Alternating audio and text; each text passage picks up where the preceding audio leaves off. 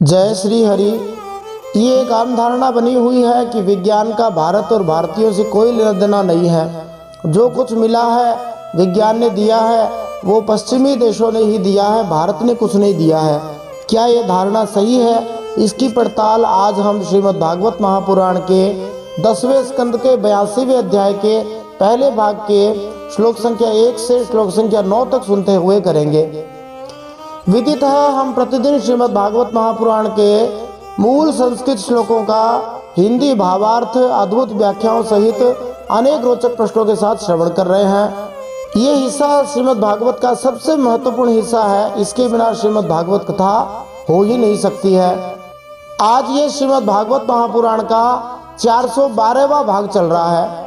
इस श्रीमद् भागवत महापुराण के 10वें स्कंद के 82वें अध्याय में हम भगवान श्री कृष्ण बलराम से गोप गोपियों की भेंट अथवा श्री कृष्ण श्री बलराम की वृंदावन वासियों से भेंट, इस प्रसंग का श्रवण करेंगे। 10वें स्कंद के उत्तरार्ध के 2 अध्यायों में 80 और 81वें में भगवान श्री कृष्ण के महान भक्त महान मित्र सुदामा जी का चरित्र चित्रण हुआ है।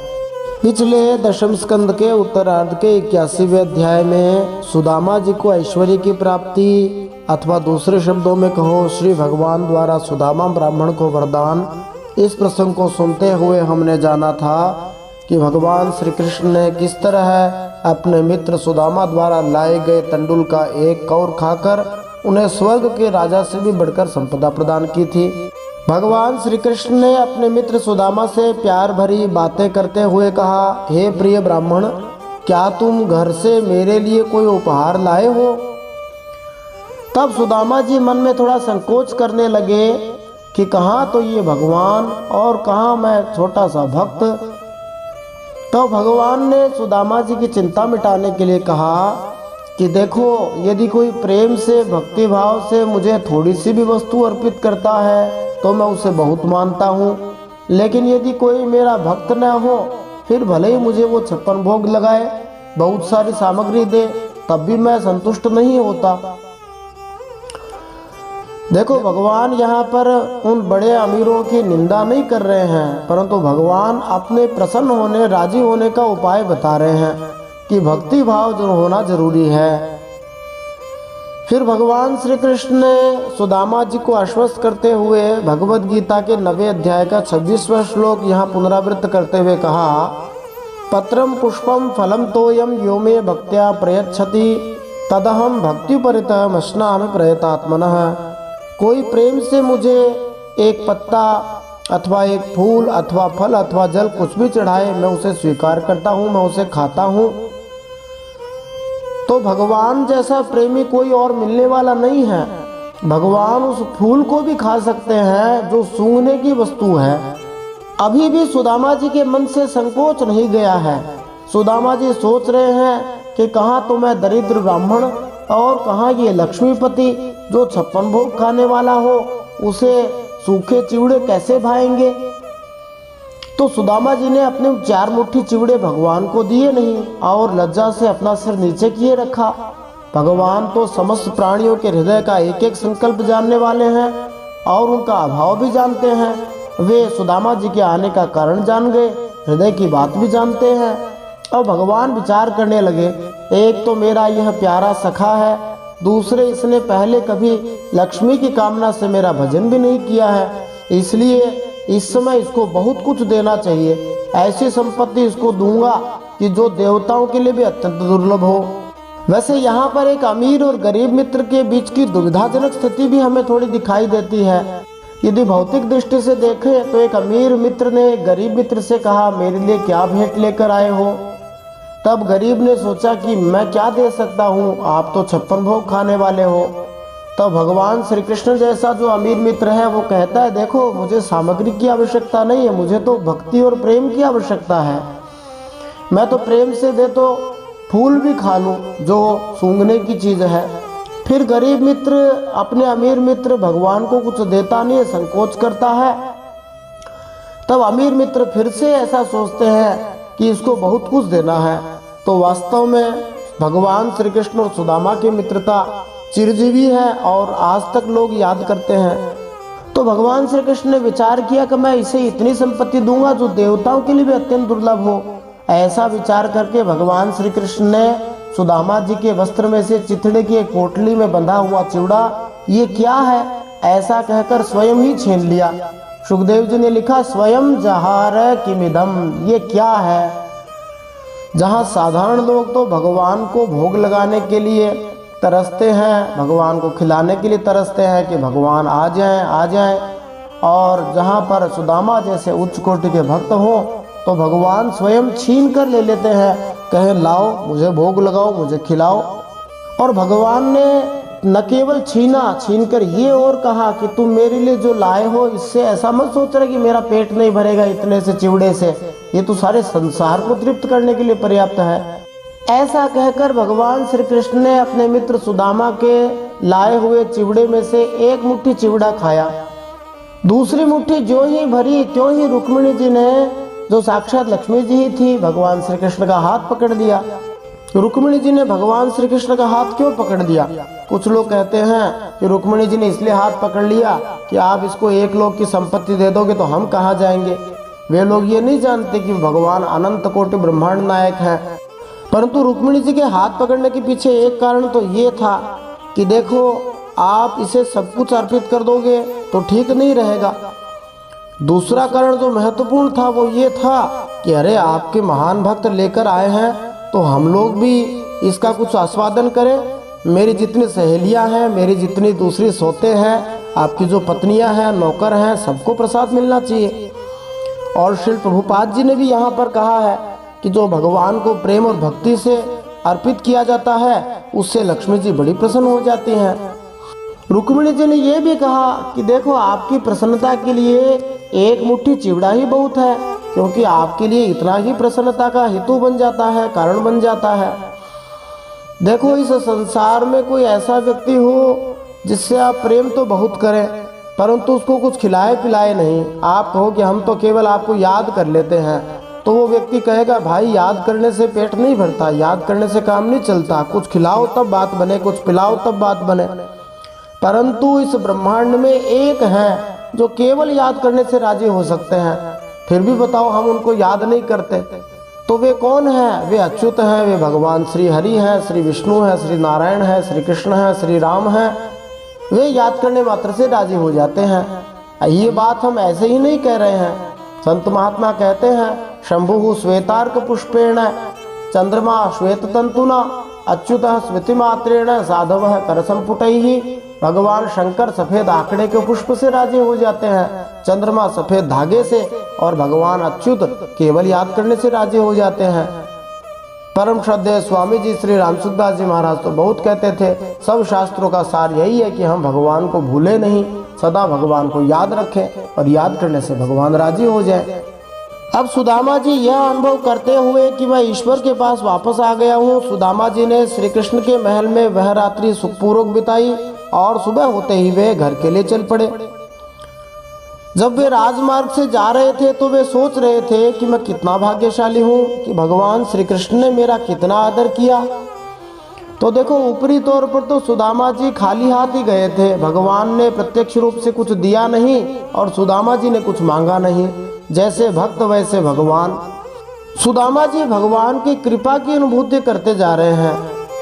गीता प्रेस गोरखपुर से प्रकाशित कल्याण का विशेषांक कृपानुभूति कई भक्तों के महात्माओं के कृपा के अनुभवों के बारे में बताता है। तो निश्चित रूप से हमारा कल्याण कृपानुभूति से ही हो सकता है। हम समझे कि हमारे पर भगवान की जितनी कृपा है उतनी किसी पर नहीं है। सुदामा जी भगवान की कृपा को अनुभव कर करके मस्त होते जा रहे हैं, निहाल होते जा रहे हैं और कह रहे हैं कि भगवान ने कैसा आदर किया मेरा, कैसी मेरी सेवा शुश्रूषा की। फिर सुदामा जी के मन में थोड़ा सा ये विचार भी चल रहा है कि मैं भगवान के पास गया तो था, थोड़े से धन की कामना थी, यद्यपि मेरी नहीं थी, पत्नी की ही थी, और भगवान ने मुझे कुछ धन दिया भी नहीं। तो देखो सुदामा जी ने संतोष किया और कहा कि देखो जब दरिद्र व्यक्ति को बहुत सारा धन मिल जाता है तो वो बतवाला हो जाता है, बौरा जाता है। सुदामा जी ने सोचा कि भगवान श्री कृष्ण ने धन नहीं दिया तो ठीक ही किया। यदि बहुत सारा धन मिल जाता और मैं भगवान को भूल जाता तो फिर ये तो घाटे की बात हो जाती। भगवान तो पारसमणि है, फिर जब पारसमणि मिल जाए फिर 100-200 ग्राम 10 ग्राम सोने की तरफ क्या देखना। सुदामा जी सोच रहे हैं उसके अनुसार श्री भगवान सबको सब कुछ नहीं देते हैं।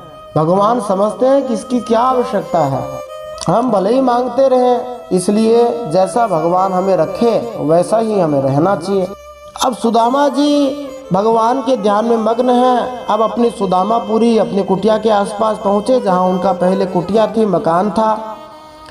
अब वहाँ जाकर बड़े आश्चर्य में पड़ गए।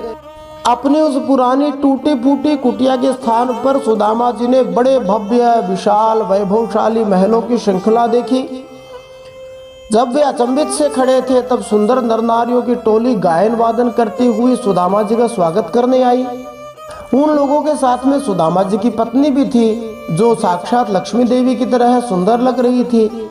यहाँ पर श्रीधर स्वामी जी ने कहा है कि भगवान श्री कृष्ण ने सुदामा जी को बड़ा ही सुंदर महल दिया और वहाँ के लोगों को भी स्वर्ग के प्राणियों जैसा सुंदर बना दिया। इसीलिए सुदामा जी की पत्नी, जो बड़ी ही मैली कुचैले कपड़े पहने हुए गंदी सी थी, वह भी बड़ी सुंदर लगने लग गई। लेकिन सुदामा जी वैसे के वैसे ही अभी तक रहे, क्योंकि भगवान ने ऐसा सोचा सुदामा जी को सुंदर बना देंगे तो लोग सुदामा जी को पहचाने ही नहीं। भगवान को किसी को सुंदर बनाने के लिए फेयर एंड लवली या फेयर एंड हैंडसम क्रीम की जरूरत नहीं पड़ती, वे अपनी कृपा से ही सब कुछ कर सकते हैं।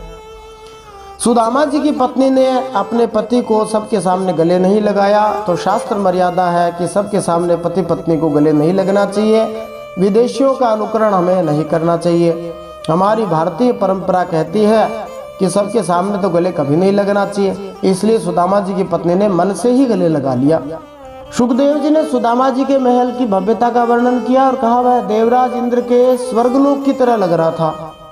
तब सुदामा जी अपनी पत्नी, जो दिव्य आभूषणों से सजी हुई महल के बाहर आई थी, उसके साथ बड़े प्रेम और सम्मान के साथ अपने उस नए घर में महल में प्रवेश करते हैं। वहां जाकर के फिर से सुदामा जी भगवान की कृपा का अनुभव करते हैं और सुदामा जी सोच रहे हैं कि जो कुछ हुआ है भगवान की कृपा से ही हुआ है। मेरे पास तो ऐसी कोई शक्ति नहीं कि मैं इतना बड़ा महल बना सकूं, इसकी एक मणि भी खरीद सकूं। निस्संदेह सुदामा जी से हमें ये सीखना चाहिए कि हमारे जीवन में जो कुछ घट रहा है सब भगवान की कृपा से हो रहा है।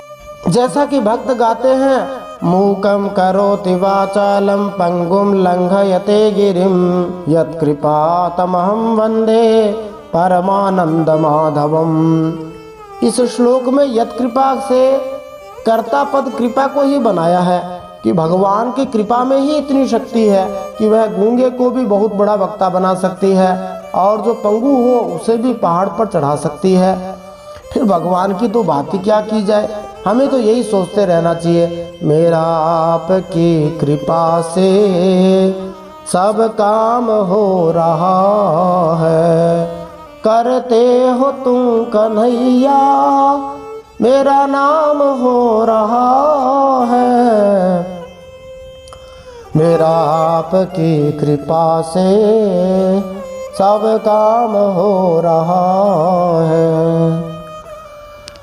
सुदामा जी सोचते जा रहे हैं, यह सब उन भगवान की करुणा की ही देन है। भगवान उस बादल की तरह हैं जो इतना जल बरसाते हैं फिर भी सोचते हैं थोड़ा ही बरसाया है। जैसे बादल में इतनी शक्ति होती है कि वह समुद्र को भी भर सकता है। यद्यपि जल सारा समुद्र से लिया हुआ है, परंतु फिर भी बादल में इतनी शक्ति होने के बाद भी वह प्रायः रात्रि में ही बरसता है। हम सबका अनुभव है कि बहुत बार जब किसान सोया रहता है रात्रि में वर्षा हो जाती है, पता भी नहीं लगता है। ऐसे ही भगवान भी हम सबको इतना देते हैं, इतनी उदारता से देते हैं और हमें पता भी नहीं लगता कि ये भगवान ने दिया है। हम समझते हैं कि हमने हमारी योग्यता मेहनत से इसे प्राप्त किया है, जबकि बात इसके विपरीत है। भगवान की कृपा से ही सब कुछ मिला है। भगवान की देने लेने में बड़ी ही अनोखी रीत है। भगवान कैसे देते हैं इस बात का कुछ पता नहीं लगता है। भगवान की बड़ी ही विलक्षण रीत है। भगवान बड़े ही उदार हैं। गोस्वामी श्री तुलसीदास जी ने गाया, ऐसो को उदार जग माही बिनु सेवा जो द्रवै दीन पर राम सरिस कौ नाई। भगवान के समान कोई उदार नहीं जो बिना सेवा के ही द्रवित हो जाए। सुदामा जी सोच रहे कि मैंने भगवान को क्या दिया जी, कितने उदार हैं भगवान, केवल 4 मुट्ठी चिवड़े दिए और भगवान ने इतना बड़ा महल दे दिया। वास्तव में भगवान के उपकारों का हम बदला नहीं चुका सकते। सुदामा जी को इतना कुछ मिल गया, फिर भी सुदामा जी के मन में एक कामना बाकी रह गई। सुदामा जी ने कहा मुझे जन्म जन्म उन्हीं भगवान का प्रेम मिले, उन्हीं की मित्रता और सेवा मिले और उन्हीं भगवान के प्रेमी भक्तों का संग मिले। तो सुदामा जी कहते हैं देखो भगवान के 2 प्रकार के भक्त होते हैं, एक दूरदर्शी होते हैं, एक अदूरदर्शी होते हैं। जो दूर का सोचकर चलते हैं वे दूरदर्शी होते हैं और जो पास का ही सोचते हैं, आज का सोचते हैं, वे अदूरदर्शी होते हैं। तो भगवान दूरदर्शी भक्तों को तो सब कुछ दे देते हैं और अदूरदर्शी भक्तों को मांगते रहने पर भी कुछ भी नहीं देते। देखो हम सब जो स्वार्थी भक्त हैं, जिनको भगवान की भक्ति के बारे में कुछ पता नहीं है, वे सब दूरदर्शी भक्त नहीं हैं, अदूरदर्शी भक्त हैं। हम तो आज का ही लाभ देखते हैं, कल का लाभ नहीं देखते। हम तो उस छोटे बच्चे की तरह हैं जो एक चॉकलेट में राजी हो जाता है, एक छोटे से खिलौने में राजी हो जाता है। एक चॉकलेट न मिले तो भगवान से लड़ाई कर ले, खिलौना न मिले तो भगवान से नाराज हो जाए। अब भगवान बताओ क्या करे। जबकि वही बालक जब बड़ा हो जाता है तब वह चॉकलेट और खेल के बारे में समझ जाता है कि ये तो तमाशा है, ये तो झूठी ही चीज़ है, इनके लिए झूठा ही रो रहे थे।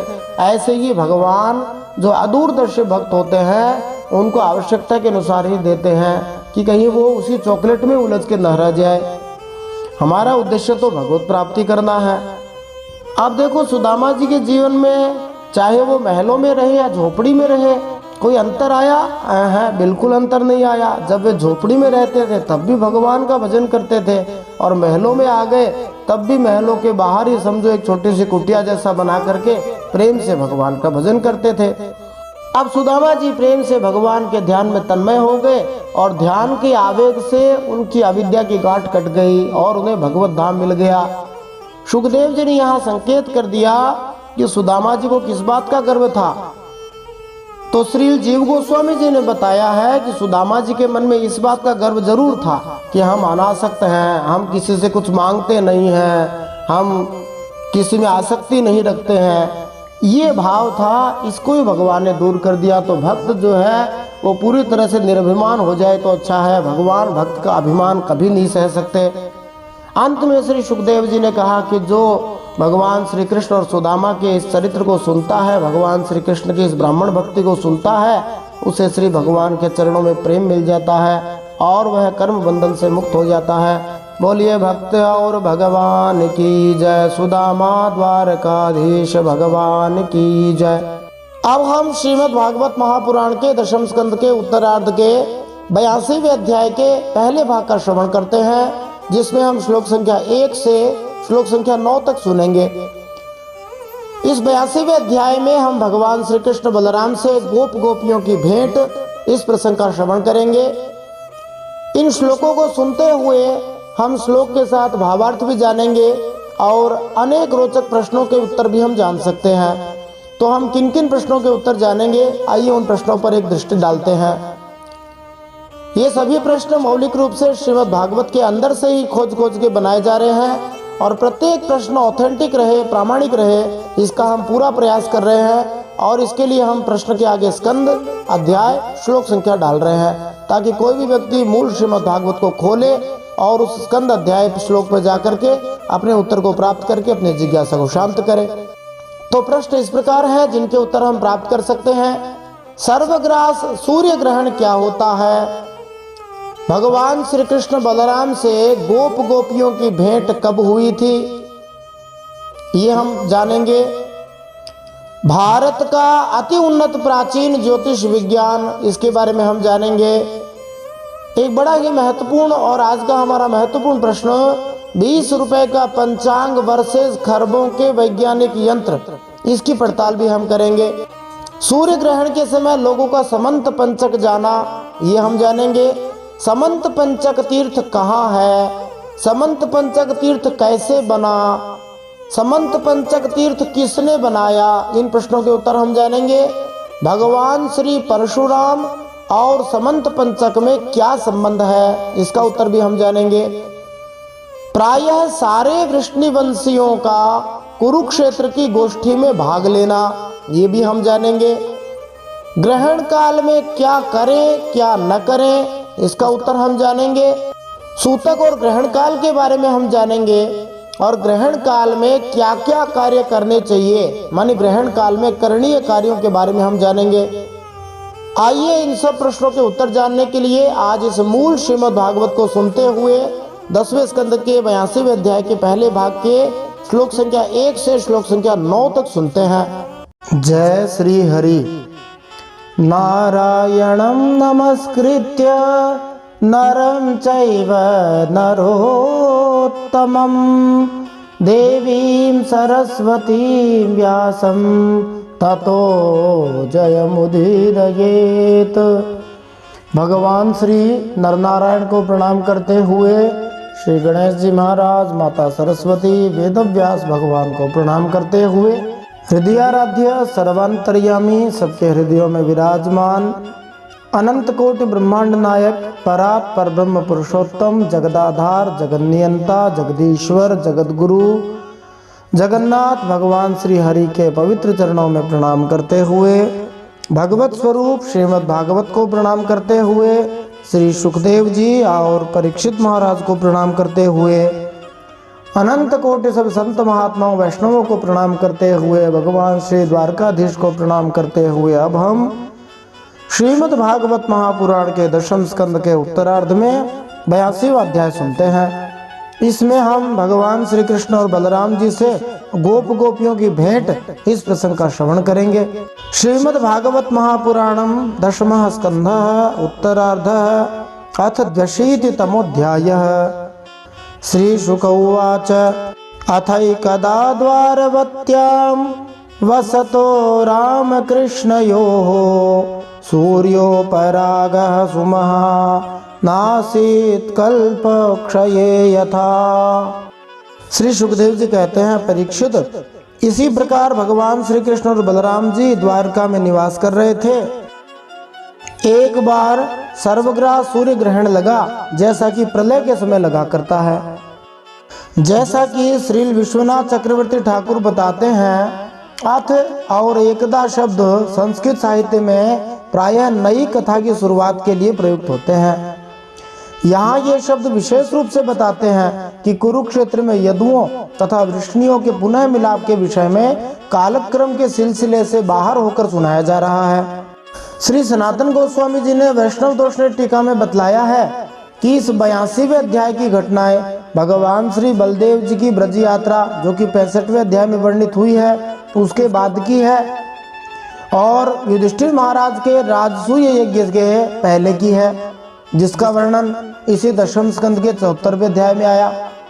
आचार्य तर्क देते हैं कि ऐसा ही होना चाहिए, क्योंकि कुरुक्षेत्र के सूर्य ग्रहण के समय सारे कुरुओं ने, जिनमें धृतराष्ट्र, युधिष्ठिर, भीष्म और द्रोण भी सम्मिलित थे, श्री कृष्ण से मित्र की तरह सभी मिले थे और भगवान की संगति का प्रसन्नता पूर्वक लाभ उठाया था।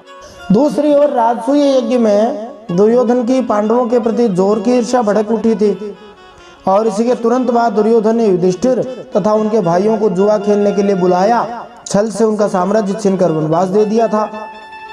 वनवास से पांडवों की वापसी के तुरंत बाद ही कुरुक्षेत्र का महायुद्ध महाभारत हुआ था, जिसमें भीष्म द्रोण मारे गए। इसलिए ऐसा किसी भी तर्क के अंतर्गत संभव नहीं है कि कुरुक्षेत्र में सूर्य ग्रहण राजसूय यज्ञ के बाद पड़ा हो, तो ये घटना राजसूय यज्ञ से पहले ही हुई।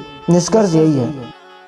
तम ज्ञात्वा मनुजा राजन् पुरस्तादेव सर्वतः समन्त पंचकं क्षेत्रं ययुः श्रेयो विदित्सया। मनुष्यों को ज्योतिषियों के द्वारा उस ग्रहण का पता पहले से ही चल गया था। जैसा कि सबको पता है कि भारत में ज्योतिष विद्या प्राचीन समय से अनादिकाल से रही है, और ज्योतिष विद्या के आधार पर सटीक भविष्यवाणियां की जाती हैं। आज भी ज्योतिषी लोग पहले से ही गणना करके रखते हैं कि सूर्य ग्रहण, चंद्र ग्रहण कब होगा, कहाँ होगा, कैसे होगा। ये भारत के ज्योतिष का ही कमाल है कि जो नासा अरबों रुपए की मशीनों के द्वारा बताता है सूर्य ग्रहण कहाँ है, कब है, भारत के विद्वान लोग 20 रुपए के पंचांग में ये बात बतला सकते हैं। इसलिए सब लोग अपने अपने कल्याण के उद्देश्य से पुण्य आदि उपार्जन करने के लिए समंत पंचक तीर्थ कुरुक्षेत्र में आए थे।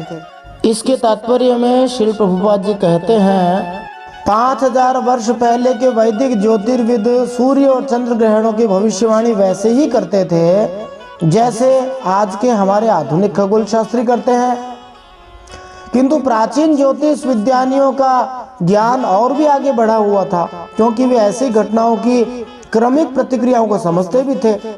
सूर्य चंद्र ग्रहण सामान्य रूप से कुछ अपवादों को छोड़कर अत्यंत अशुभ ही होते हैं, किंतु जिस तरह अन्यथा अशुभ एकादशी भगवान श्री हरि के गुणगान करने से लाभप्रद बन जाती है, वैसे ही किसी ग्रहण का समय भी उपवास तथा पूजा के लिए उपयोगी है।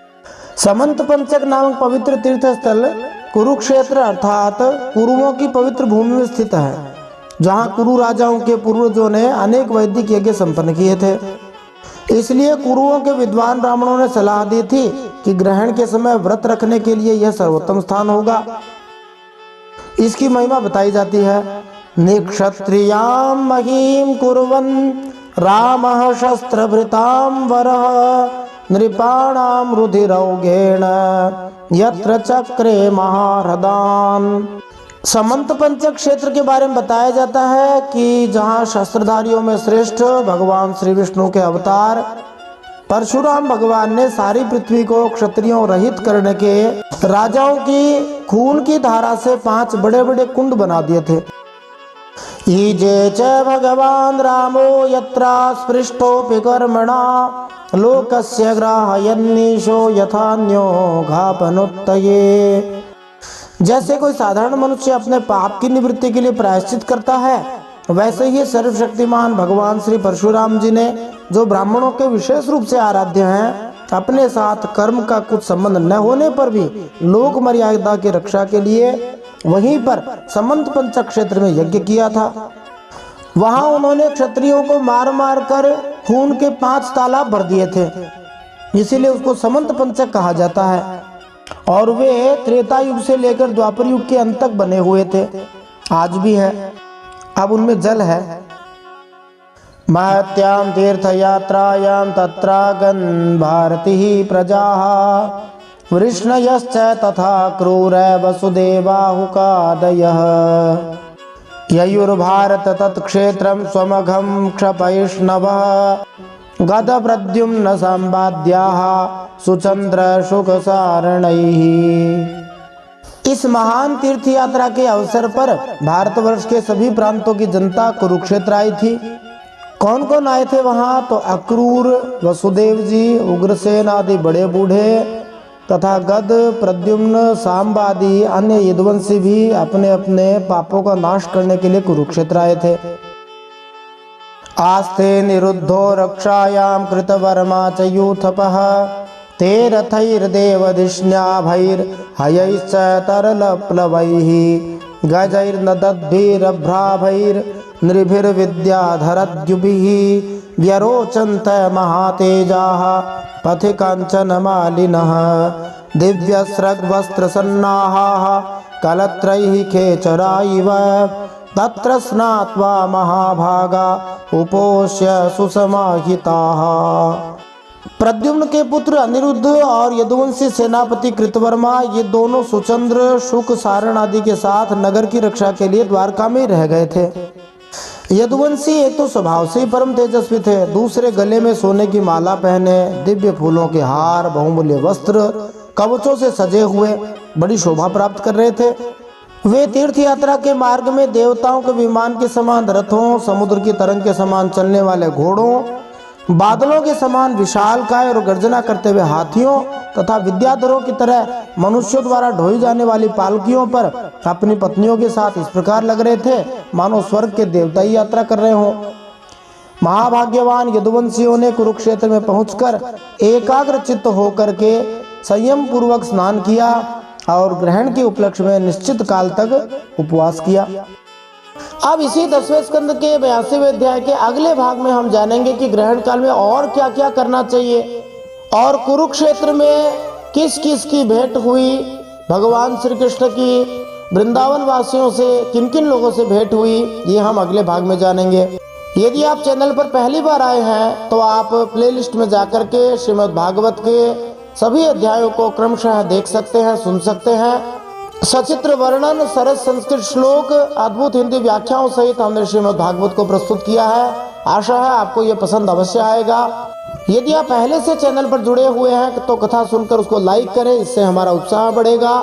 ज़्यादा से ज़्यादा हरि भक्तों में शेयर करना ना भूलें और कमेंट में कोई प्रश्न हो तो लिखें, नहीं तो जय श्री हरि लिखें। जय श्री हरि। श्रीमन नारायण अर्पणमस्तु।